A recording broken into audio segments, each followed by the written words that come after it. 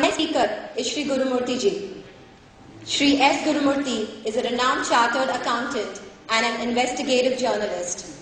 On one hand, he has this uncanny ability to spot seemingly small problems as some of the biggest challenges, while on the other hand, he provides pretty simple solutions to problems which are headlines for the media. He is a strong proponent of the traditional Indian economic wisdom, which was a part of every home and every village model, and at the same time he has been associated with some of the biggest corporate deals in India. A writer of integrity and courage, and having a strong sense of probity, Shri S. Gurumurthy regularly contributes articles to leading newspapers on issues that are of critical importance to the society and the country at large. His articles are of great stability and show authority over issues. Again, our question of the day, is India really in crisis, is looked at with a totally different perspective by Shri Gurumurthy ji. His unmatched ability to understand the global economic architecture and present it in a simple manner will inspire all of us to look at our national economy in a totally different vision. So ladies and gentlemen, please join me in welcoming Shri Gurumurthy ji.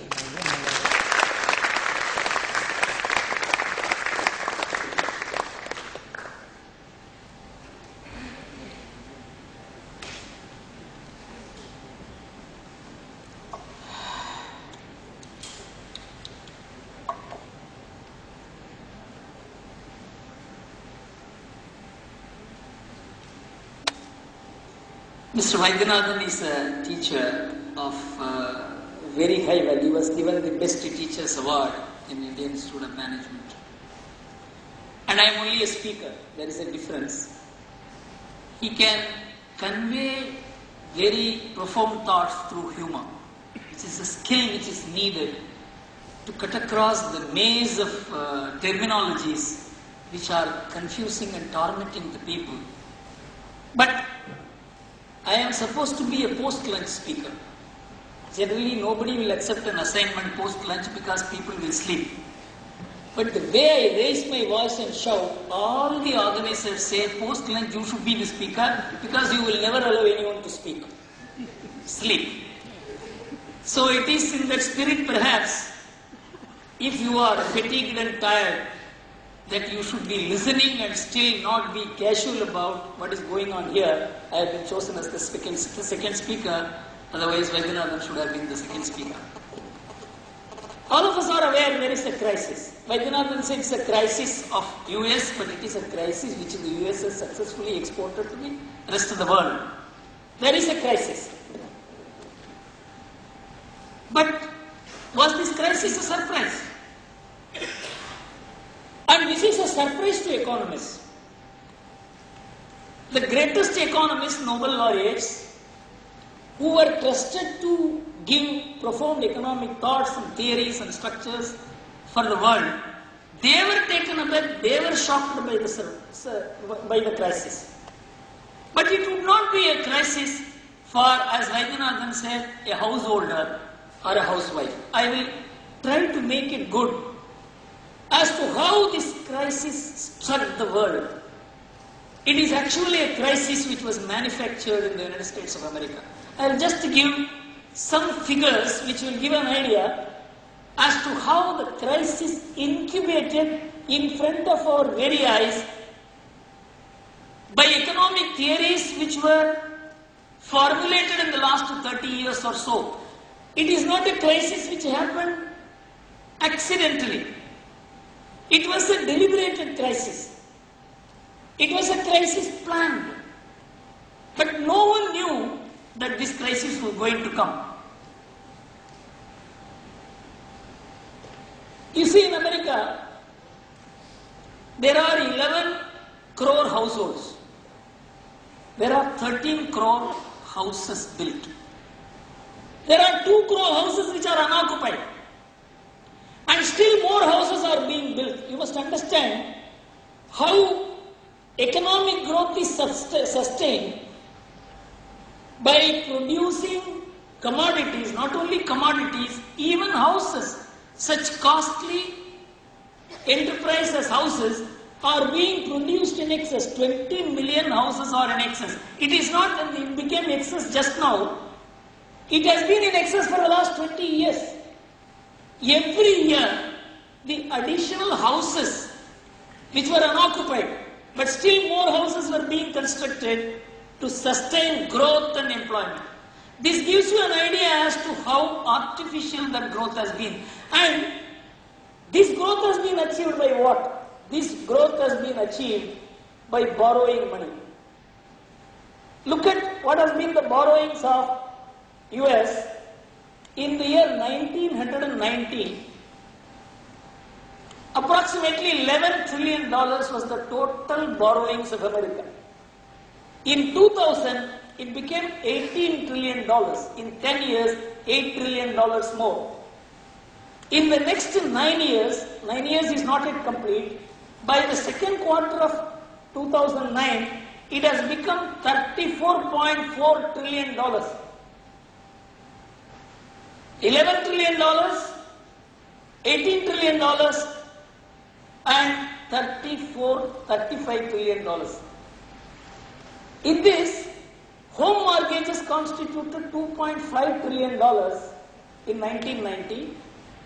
It became $4.8 trillion in 2000. It became $10.4 trillion in 2009. A jump of nearly $6 trillion. But you see, the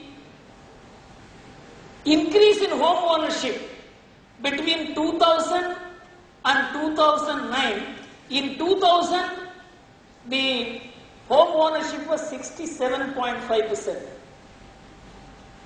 In 2009, it is 67.4%.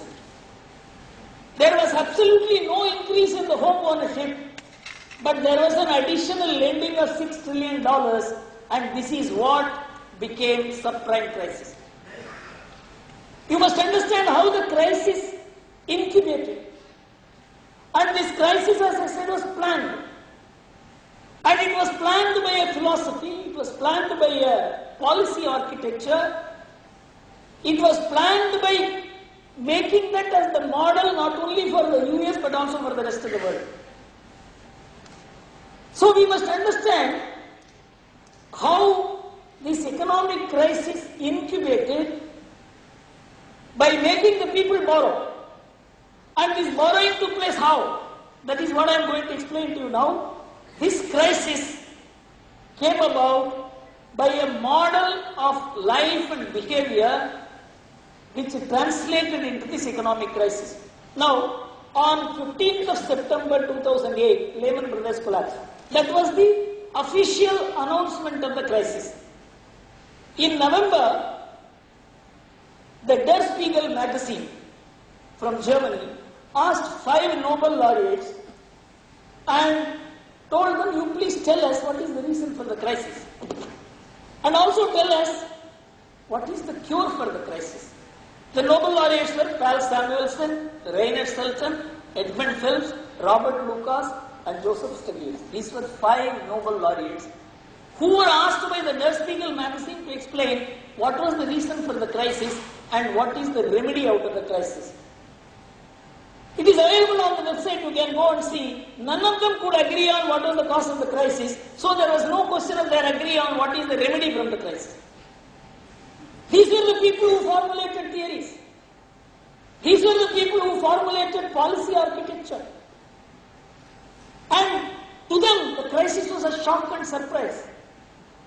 And they cannot lead the world out of this crisis today. And you look at what is the reason for the crisis. If you look at how the way the American economy had developed in the last 15-20 years, somewhat in the 1980s, the American economy was like any other economy in the world, like German economy or French economy or Japanese economy or Indian economy. And the difference started only thereafter. For example, the American interest rates were about 18% at that time on fixed deposits with the banks. The interest rates were cut down from 18 to 8% in 1990. And it was cut down to 1% in 2001. And what was the reason why the interest rates were cut? And cutting the interest rates became the policy prescription for growth. But see what happens because of the cut in the interest rates. In the year 1980, 81, 82, about 5 to 6% of the American households were investing in stock market. By 1990, when the interest rates were cut to 8%, 25% of the American households began investing in stock market. In the year 2001, 55% of the American households got hooked to the stock market. There was no difference between stock market and households in America by 2001. And in this process, the very culture of the banking, structure of the banking changed from being mere commercial and traditional banking into investment banking. The household savings crashed. Actually, the household savings, which is about 17 to 18% of the GDP in 1980, came down to 8% in 1990. And by 2006, the savings had become negative. The households in America borrowed $112 billion more than their income. With the result, their balance sheet turned negative because of the slash in the interest rate and driving the people into stock market and into housing market based on what is known as home equity. Many people would not have even heard about what is home equity in the terminology. For example, I bought a house by borrowing $30,000 in the year 1960. 1965, the house values were about $30,000. And almost the entire money is lent, maybe $4,000 or $5,000 I may have to invest. The housing finance companies will give about $25,000. And I keep on paying like I pay rent. This is supposed to be one of the models of making people own houses. Instead of paying rent, you are paying installments for owning the houses. So the American mortgage home finance model was recommended for the whole world, and India was one of the countries which was very keenly interested in following this model. But I won't go into why America did it.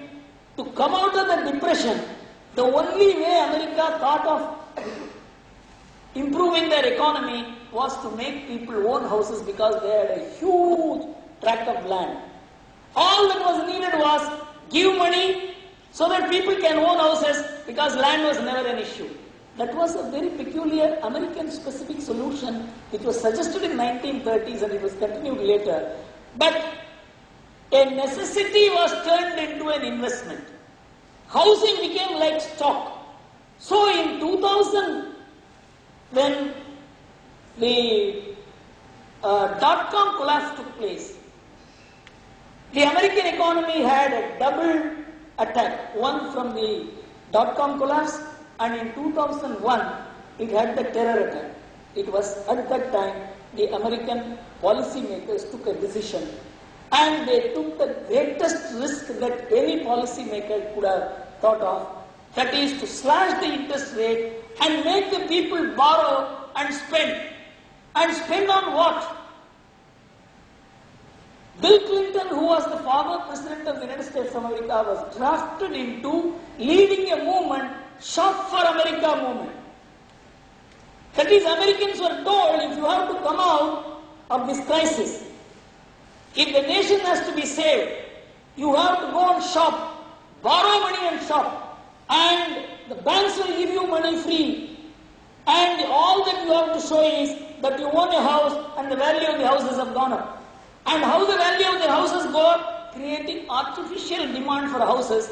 The value of the existing houses went up, and everybody felt he was rich, and he began borrowing money and spending. And where to borrow this money because the nation is not saving?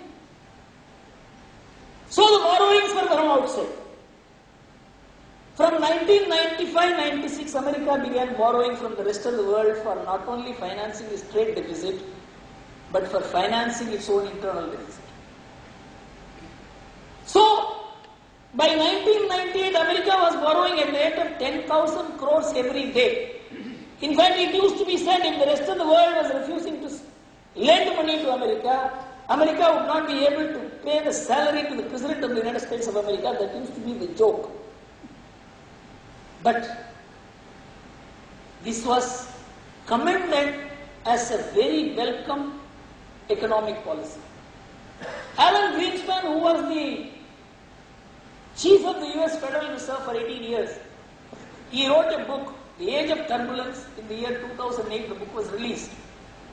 And 6 months later, the crisis struck, in which he said, many people say Americans do not save. Many people say Americans borrow money, American government borrows money, American corporates borrow money, American families borrow money. But I don't see any meaning in this argument, because who saves in the world? It is only those countries in which the governments are not enlightened enough to take care of the people. It is they who save. And those people feel insecure. They are in Asia, the governments are not enlightened enough to provide them security of jobs. They are not giving unemployment allowance. They are not giving old age allowance. They are not giving many other kind of social security. And so, those people are forced to save. But we are a country where the government takes care of everything. See, the government takes care of everything is very important, because the government is forced to take care because of the decline in the quality of the families. 51% of the American families are single parent families, headed by the father or the mother, but not the father and the mother living together. 55% of the first marriages end in divorce. 67% of the second marriages end in divorce. 74% of the third marriages end in divorce. 33% of the pregnants are school-going, unwed, school-going girls. Creches are attached where baby children, school-going children carry their babies, deposit them and go to school. This is the decline in the culture and quality of the families. With the result, savings as a habit disappeared. Interest rates cut. The families decline in quality. With the result, the government had to take over and ultimately nationalize the families. All the family functions were taken over by the government. Taking care of elders, taking care of infirm people, taking care of unemployed people. With the result, families were nationalized. And government functions were privatized. Buildings, roads, railways, water supply, municipal supplies, these were privatized. And the largest function, private function, that is the family management, was taken over by them. It's a catastrophic shift in the culture of the United States of America that yielded an economic model for them. And this resulted in their borrowing money. And you see how the consumers borrow money. In 1990, $800 billion. In 2000, $1,700 billion. In 2000, $2,500 billion. In 2008, $2,600 billion. And you know the amount of credit cards in circulation in America? A country of 30 crore population has 120 crore credit cards. The number of credit cards is 1.2 billion. Every American has 9 to 11 credit obligations. With the result, the families got into steep debts. They forgot the savings habit. And as a nation, America did not save. When a nation doesn't save, it has to borrow from the rest of the world. American government was in deficit. American families were in deficit. American trade was in deficit. You know, as late as August 2009, the trade deficit of America was $32 billion, which is the largest in the last 29 years. It has not recovered even today. So for all this, America had to borrow money from outside. It was importing goods, exporting less. And it was importing goods and using that power as an economic power to attract people to its market. So the whole world was glued to the American market. How to export to America became a kind of a policy direction for all the countries. First Japan did it, Korea, Taiwan, all these Asian tigers, then China. And when they earned the dollar, they were only earning promissory notes. Today, China has in its hand $2.5 trillion earned from exports to America, which is nothing but the promissory notes issued by the United States of America. And having imported these goods and given these pro notes, and they have taken back the dollar, and this became some kind of a dollar recycling.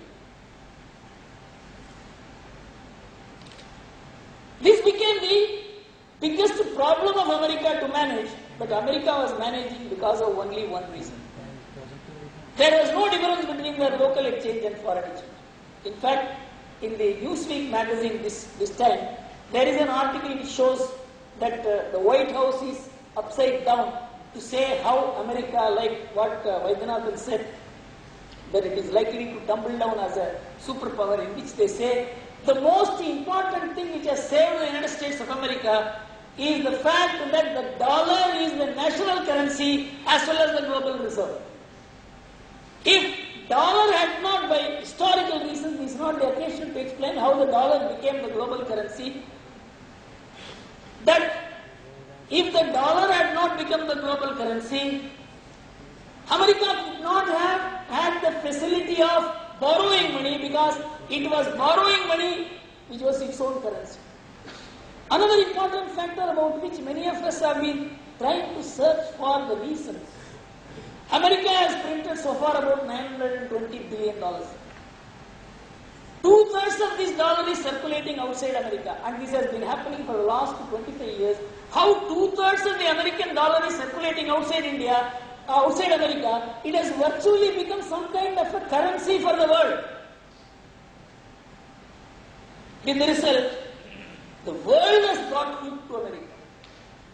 Anything that is happening to America will impact upon the whole world. And this is particularly true of countries which have huge forex reserves in dollars, which have huge exports to make to America, and that is where Vaidyanathan distinguished it, that the Indian economy is more domestic consumption driven, it is not foreign investment driven, it is local savings driven. So, if you take the last 20 years from 1991 to 2009, Shankaracharya, the former advisor to the government of India, wrote an article in Business Standard about 7-8 months ago, where he said the total amount of foreign investment that had come into India is just 2% of the total investment made in India. 98% of the investment has been generated in this country. That is what has disengaged the Indian economy from the rest of the world. Now, what is the cause of the crisis? The cause of the crisis in the United States of America is that the government was borrowing money and spending, the corporates were borrowing money and spending, households were borrowing money and spending, and there was no net national saving. With the result, they had to borrow money from the rest of the world, and government was borrowing, corporates were borrowing, banks were borrowing, and the rest of the world was lending. Today, out of $8.2 trillion of foreign exchange reserves all over the world, 66% is kept in terms of dollars, that is the money lent to the United States of America, out of the reserves which the rest of the world is keeping. For example, our forex reserves is about $280 million. About 2/3 of it is in terms of dollars. That means that is the money we have lent to the United States of America. In fact, there was an article written by one of the Chinese economists, replying to the charge that people say that China has grown by American investment. This article was written sometime in 1995 or 96. He said the total amount of investment that had come into China from America was $85 billion. But the total amount of money that China has lent to America at that time was $350 billion. If you look at what is the amount of money that has come into America by way of either FDI or FII investment, it will be in the range of about $80–85 billion. But the amount of money that India has lent to America, which is in the form of forex reserves, is at least $200 billion. And so every country has a vested interest in the survival of the economy of the United States of America. And now, there is crisis in America. And the crisis is because the families which borrowed money on the house, or on the credit cards, or on the stocks, they are not able to pay the debt back. This is the subprime crisis. They have lent money to people who are not credit worthy, and they are unable to return the money. And the monies which they have, which the banks, American banks have lent to the households, all their mortgages were consolidated and turned into consolidated debt obligations and sold to the rest of the world. It is banks in Germany, banks in France, banks in Japan, banks in India. Even ICICI had lent about $1 billion on the consolidated debt obligations. Today the consolidated debt obligations are partly bad debt, and that is what has transformed into subprime crisis. American people are not paying to the American banks, so American banks have not been able to pay to the rest of the world. That is how the American government had to step in. You know what is the amount of relief that the American government has contemplated over the period to manage the crisis? It is something like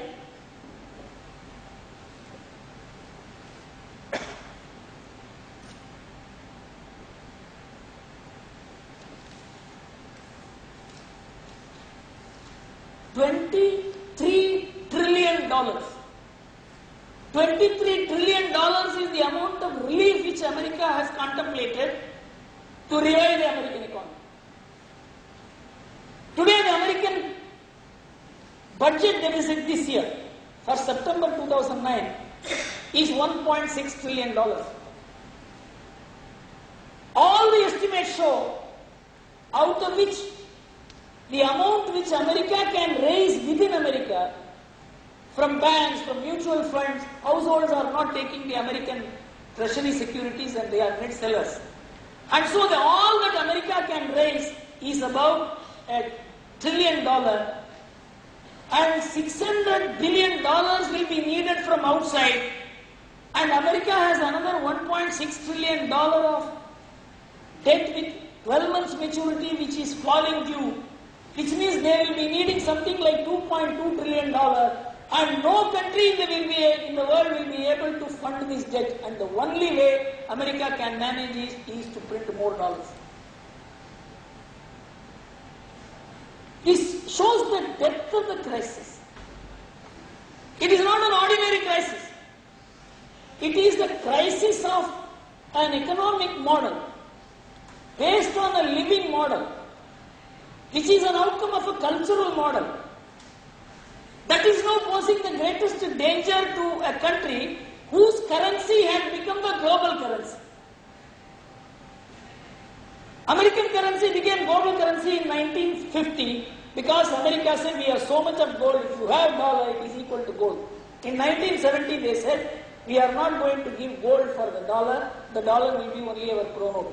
By which time the world had got used to a common currency, and the entire global capitalism was built on the strength of a common currency.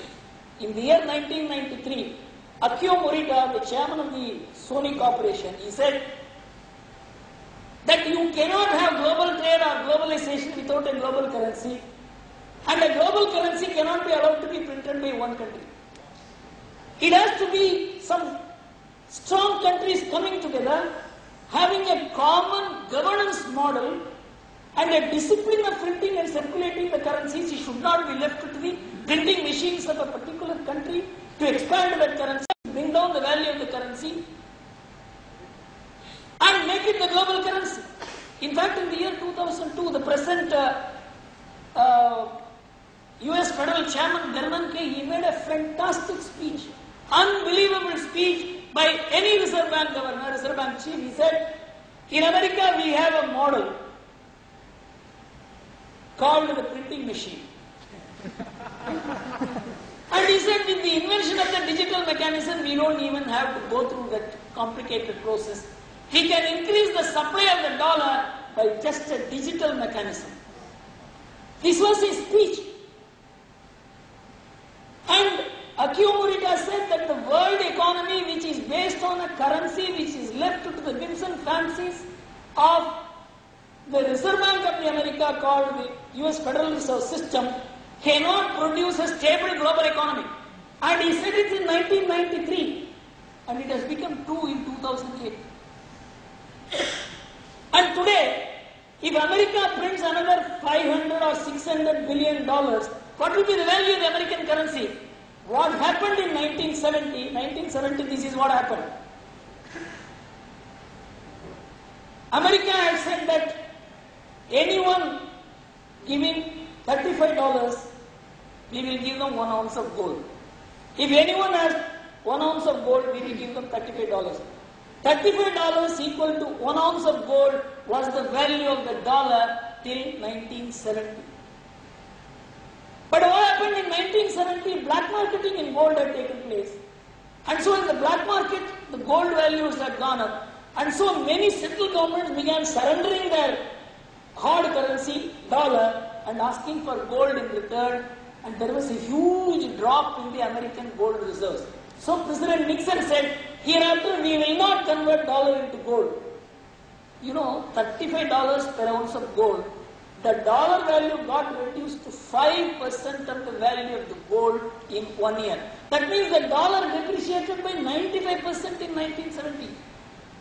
Banks and financial institutions and countries which had kept dollar reserves had virtually gone bankrupt in 1970. And that is likely to happen again today. If America increases the supply of dollars, and there is no other way by which they can fill the gap. And an estimate shows till 2019, America will have an additional fiscal deficit of, revenue deficit of $9 trillion. Where will they go for this money? And so there is a problem, means it is not a problem which is surmountable within the four corners of economics. And I want to just to tell you how the economists are now throwing up their hands. You must have seen the Economist magazine of July 18th, where the cover story says the economics as a subject is melting. See how the economics textbook is melting. What went wrong with economics is the title of the book. It says, of all the economic bubbles that have been pricked, few have burst more spectacularly than the reputation of economics itself. In the wake of the biggest economic calamity in the last 80 years, the reputation of economics has taken a beating. The profession itself is suffering from guilt and rancor. In a recent lecture, Paul Krugman, the winner of Nobel Prize in Economics in 2008, argued that much of the past 30 years of macroeconomics was spectacularly useless at best and positively harmful at worst. And a great economic historian, Barry Green, a prominent American economic historian, says that the crisis has cast doubt into much of what we knew to be economics. The whole idea of economics, which was built in the last 30 years, on the basis of which we framed policies, we instituted derivatives, we went into the equity mechanism, about which I will come to you in a while. That stands question. But this is not the debate in this country. And the entire debate is even today as to how America will recover, and based on American recovery, how we can recover. And whether America can recover from this crisis. Actually, one of the most well-known investors, Mark Thaper, says the American recovery is jobless recovery, productionless recovery. You know, the American industrial production is dropping at the rate of if you calculate in the last 14 months, the drop rate in the production is 10 to 11%. It has not recovered even today. And the job market is the weakest. 10.2% is the going unemployment rate, which is the most critical drop in the last 29-30 years. But still, Dow Jones is going up. Mark Weber says,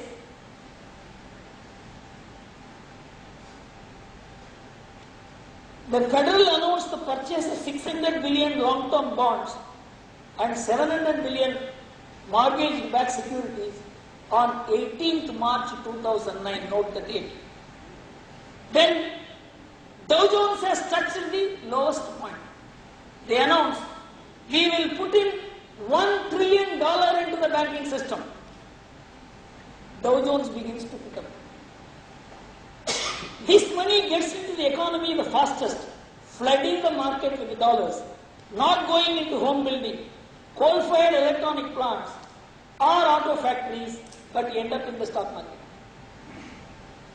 That is why Dow Jones has gone up. Because Dow Jones has gone up, BSE index has gone up.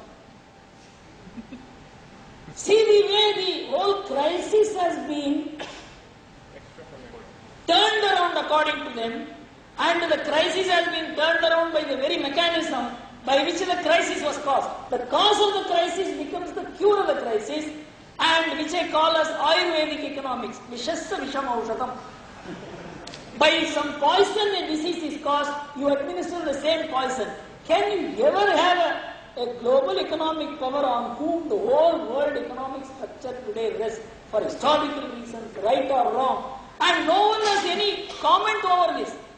Why the US Federal Reserve System is following this policy? It has virtually become the central bank of the world. Its interest rate decides the interest rate of the rest of the world. Its money expansion causes rise in prices all over the world. Its contraction brings about deflation all over the world. But nobody can comment on the policies of the United States of America, and everybody is supposed to follow those policies. This is the distortion today, and see how Asia began rebounding. And everybody thought, unless the West makes a recovery, there cannot be any recovery in Asia. And when Asia rebounded, economists wrote an article. Why I am quoting the Economist is supposed to be the intellectual fountainhead of Western thinking on economic and political issues. And it says, the Asian economy, it was argued that such export-dependent economies could not revive until the customers in the rich world recovered. The West still looks weak, with many economies contracting in the second quarter. And even if America begins to grow in the second half of this year, on consumer spending, the consumer spending looks sickly.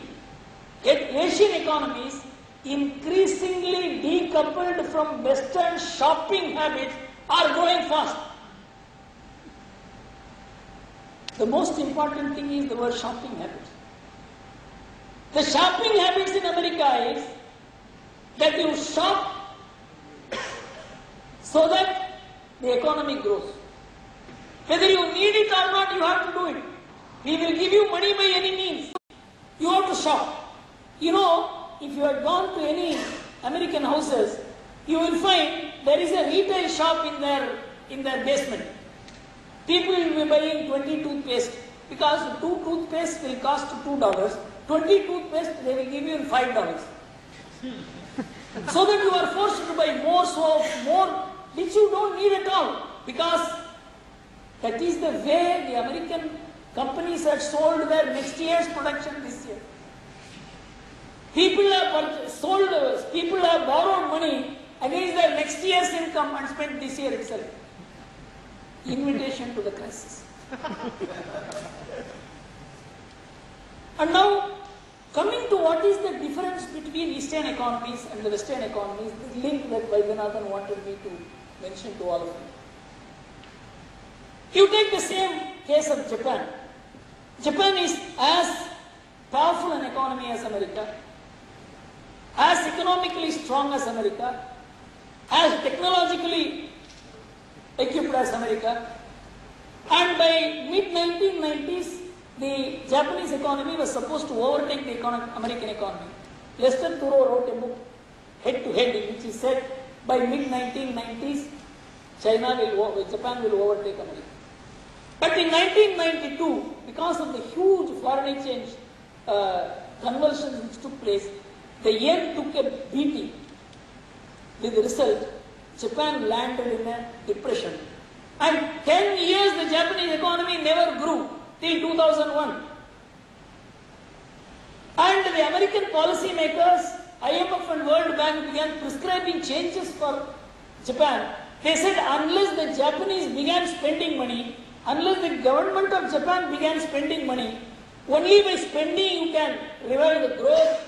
And so they began commending policy changes for Japan. And the Japanese government began following these policy changes. They built roads which they did not need, railways which they did not need, airports which they did not need, flyovers which they did not need, and the infrastructure which Japan built in the 10 years is not useful even today. The Japanese government landed in enormous debt. But the Japanese people were not spending.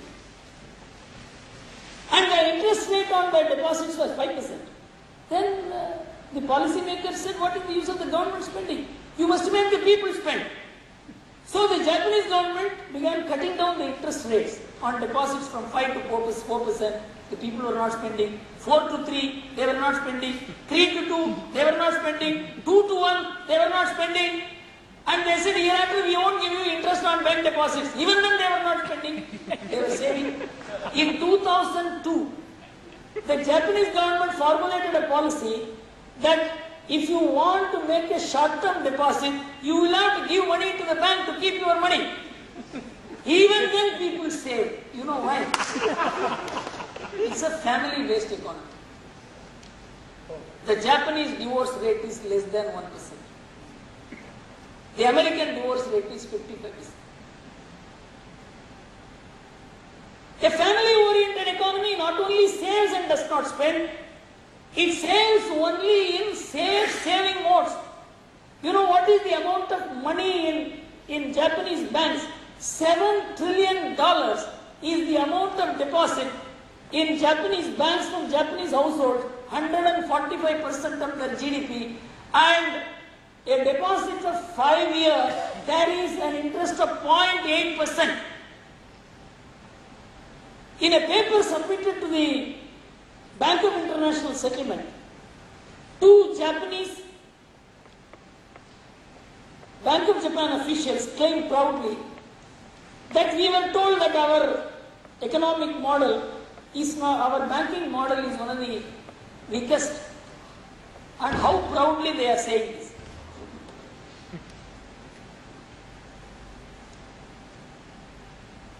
We would argue that the conservative approach to debt taken by households, Japanese households, mitigated the effect of the decade-long economic slump. Indeed, household bankruptcies were not widely recorded in that period because the quantity of safe and liquid buffer reserves such as bank deposits and postal savings were always greater than the debt of the average household balance sheet. This is the first reason. 10 years they did not grow, but there were no household bankruptcies. Second point, he says, the low level of securitization in Japan relative to that of US and USA has meant that the Japanese banks have a role in the banking sector. The Japanese saved mostly in banks and they never put money in stock market. Despite the fact that why do the Japanese household prefer deposits so much over risky financial assets when all financial instruments of the well-developed world are heavily traded in Japan, unlike in other Asian markets? The most modern financial instruments are traded in Tokyo, but not bought by Japanese. And the total investment of Japanese, their total savings, only 12% is invested in stock market. 70% is in bank deposits. The reason is a family-based economy does not take risk with their savings. Despite the very low level of interest. The same thing is happening in India. If you find how there is a interest rates in India with savings. In 1993-94, the bank deposit rates were 12%. Our savings to GDP ratio was 22%. In 2003-04, the bank deposit rates were 4%. Our savings to GDP ratio was 29.8%. In 07-08, the bank deposit rates were 8.5%. The savings rate was 37.7%. In now 9%, 9.5% is the bank deposit rate. Our savings rate has cost 38%. Goldman Sachs says till 2015, our savings rates will keep on increasing and it will be maintained at 40%. And India will not need $1 for its entire infrastructure development. This is the strength of the Indian economy. That you don't need money from outside, you will generate it. You don't need demand from outside, your aggregate demand will be sufficient. This is the self-balancing, self-sustaining, what we call self-reliant economy. It is not reliant in terms of self-reliant in terms of technology or goods produced. But we are capable of producing what we need. If at all our imports will be marginal, and there is free trade today, but still the overall economy is a balancing economy. And that is what is the strength of India. You know, our Indian household consumption is about 56-57%, which is one of the highest in the world. And Chinese household consumption is 37%, which is one of the lowest in the world. And in the world it does not buy Chinese goods. We don't know what will happen to China. China cannot consume what it produces. That we can produce and consume within India, that we can save and invest in India, and that we can balance between equity and debt. We are a debt-driven economy. We must understand this fact. And so the interest rate mechanism of the United States of America, cutting down the interest rate, is not going to be a solution to our investment and saving problem. And one more thing. In India, social security is provided by the families themselves. It is not by the government. In America, if somebody is old age, the government takes care. If somebody is infirm, the government takes care. If somebody is unhealthy, the government takes care. All that they have to do is to pay a social security tax and forget about it. And it caused a huge boom in the American revenues because people began paying because they are going to retire 20 years later, 30 years later. So much of money got accumulated into the American treasury that America became a rich country in 70s and 80s. But today, if the total social security obligations of America are reduced to their net present value, it is $108 trillion, which is almost 8 times the GDP of America. This is a claim pending on American treasury. But the money has been taken from the people and spent. The government has taken over the families and the population has become dependent on the state. See what is happening in India. In India, social security is left to the families. This is supposed to be one of the disadvantages of the Indian economy in terms of the policymakers' vision. But according to me, this is one of the most important features of the Indian economy. The government not being burdened, the people being asked to take care of social security of themselves and their family and their elders and unemployed people, infirm people. You must only make policies for the people to discharge that burden. In fact, there was a dialogue between me and Dr. Kumar Bhattacharya, who is a management expert, who advised Margaret Thatcher on privatization. He is one of the best Indian minds which advised the UK government. And there was a discussion between me and him, and the NDA government was in power because at the time I was opposing the privatization of some of the important assets of India like railways, airways, BHEL and all that. Kumar told me, because we had come to in the course of a corporate consultancy, we knew each other as friends. And when we were discussing, he said, Guru, you should not be opposing the privatization. These are all a big burden on the government. Why should the government be running airways? Why should it be running railways? The government should be taking care of the normal requirements of the people, law and order, army, currency. The government should leave all these things to be managed by the private sector, and corporate sector can manage it more efficiently than the government does. Then I asked him, Kumar, can I ask you a question? You said this is a big public burden on the government. Which is the biggest public burden on the government in the West? He said social security. Today the whole world is bearing a burden. It is an explosion. Most of the economies can be dynamited by the social security burden. And that social security burden has been privatized in India through a cultural mechanism. It is not done by law. It is not done by government order. No one thinks my father or mother or grandfather or my unemployed children, unemployed son or daughter or my infirm child is a burden. Because it is a relation-based society. It is not a contract-based society. In the West, all relations have been transformed into contracts. Whether it is family, even between husband and wife, it is a contract. You must have seen recently, there was a contract between a cinema star and his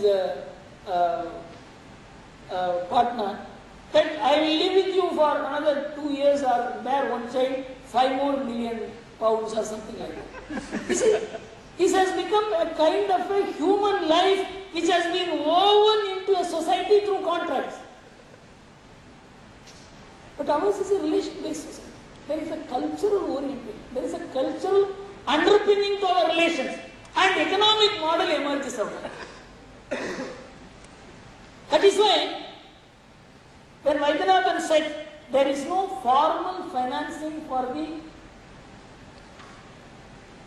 unorganized sector. The NSSO said that in the year 2006, there were about 42 million non-farming business enterprises in India. 42 million non-farming business enterprises in India, providing employment to 9.8 crore people, for which organized financing comes only to the extent of 2%. Rest of the money comes from relatives. 10 crore people being employed, 4.2 crore non-farming business enterprises, 98% of the money comes from relatives, relationship. That is the economic model here. The economic model is founded on the cultural values of the people and not on the element of contract. Unless we understand this differential, and why is it strong? For example, the construction industry collapsed for 6 months. People went back to their village. The younger brother went to the elder brother's house. The son went to the father's house. The matter is over. They are not in the street. The society absorbs them. Family absorbs them. Culture absorbs them. And one of the reasons why the Indian families do not take any risky venture is, again, as Vaidyanathan said, the Indian ladies will not allow their husbands or father or brother to make any risky investment. If you have 5 lakhs, if you put 20,000 in stock market, that is sufficient. Vaidyanathan mentioned a figure of 8%. I want just to give you the statistics which I took. It's an amazing figure as to what kind of investment goes into the Indian stock market. You see, in 1991, 5% was the savings invested in stock market. Then 6%, 6%, 7%, 7%, 4%, 3%, 2%, 1%, 4%, 2%, 2%, 1.2% in 2002-03. Of the total savings, only 1.2% went into stock market. At that time, stock market had become a huge affair. Our stock market is not run on our funds. It is run only on FII funds. If FII is put in money, the stock market will go. If they withdraw the money, who says it is Indian stock market? And today, when the stock market was at its peak, 20,000 BSE index, the money put into the stock market was just 7% of the Indian savings. The rest of the money goes into banks. And the total amount of bank deposits held by Indians is a phenomenal amount of 38 lakh crores.